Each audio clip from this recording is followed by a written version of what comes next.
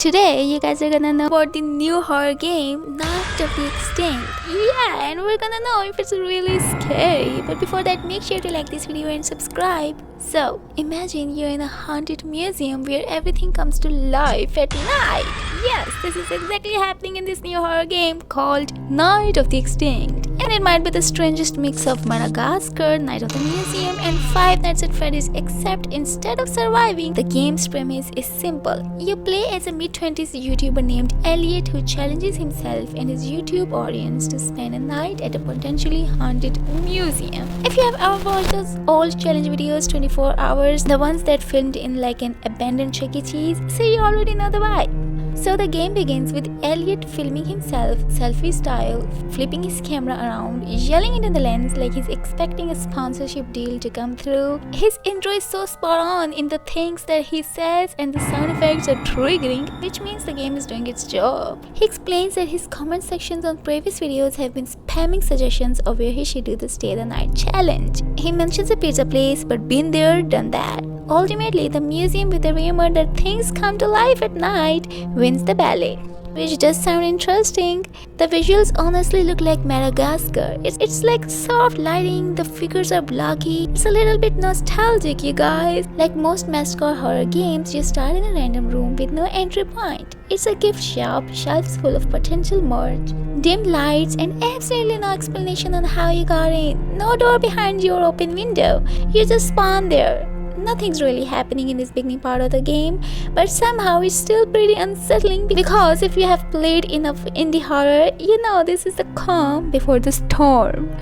The next room has your first enemy, a night guard, but not a scary one. He walks towards you slowly, waving his flashlight, spamming the same lines every 3 seconds. Justice will be served. There's a huge key sitting behind the ticket counter, and grabbing it feels like stealing a candy from a baby. But I assure you, the challenges do not remain this easy, okay? The guard keeps following you, but his AI is confused. He'll bump into walls, mumble about justice, and forget you exist sometimes. Actually, his AI is actually extremely accurate for an old man.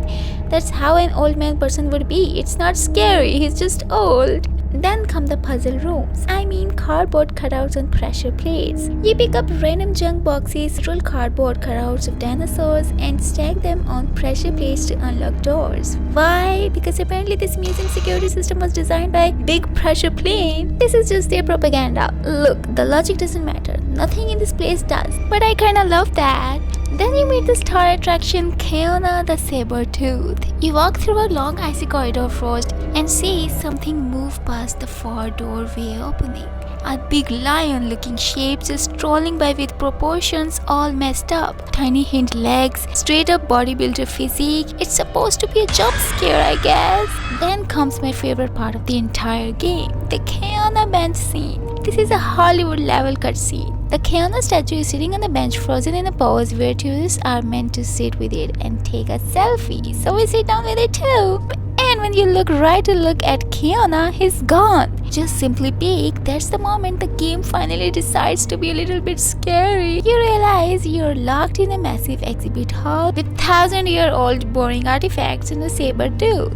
Keona struts around looking for you. Your mission is to hit meaningless buttons around the room, then put those boring fragile artifacts on more pressure plates so that a random door opens. And if Keona spots you, he'll run right at you full speed. Thankfully, you can hide behind those boring artifacts, but if he loses sight, Keona the dementia patient completely forgets you even existed.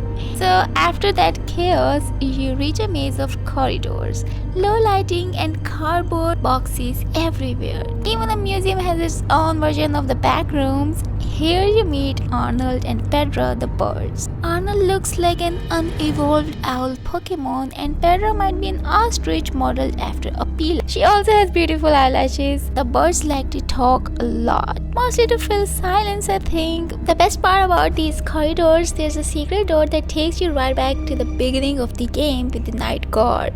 And old man Jenkins is already asleep in his chair. You poke him, he doesn't wake up. You teabag him, he still doesn't wake up. He's just so tired after a hard night's worth of work, because justice was served, Next up is the climax of the game, the Kiona chase. You're followed through the corridors and into a weird warehouse. You don't even realize Kiona is behind you the entire time. As you start sprinting through the warehouse, your camera is flipped backwards looking at Kiona so that you can potentially get some more ad revenue with good footage like a good YouTuber. But I can't help but wonder where that camera actually is. And Kiona, he doesn't even give you a head start. He begins the chase already, breathing down your crack, and honestly it's fun. Eventually escape into the back storage bay room, a dim part of the warehouse filled with crates. That's where you meet Shen Ringtail, a bird NPC. He tells us to keep on going deeper, that there's more to see in here. But something about his tone feels off. He's too confident, too smooth, like he knows what's waiting for us in there. Finally, you step into a room lit with a red mist. The walls hum, the smoke billows in front of you, and on the ground appears a small animal toy. One of the museum's animal figures. Don't ask me which one because I don't know. You pick it up and analyze it, and you notice on the bottom there's something written on it. Find me in the abyss. And that's it. The game ends. No scream, no death. Just an unfinished hallway and a line that feels like a teaser or a warning. So, Night of the Extinct is a little bit interesting. It feels like someone bottled up 2014 YouTuber energy. It's just not trying to terrify you, it's trying to make you feel nostalgic for when horror was just this simple.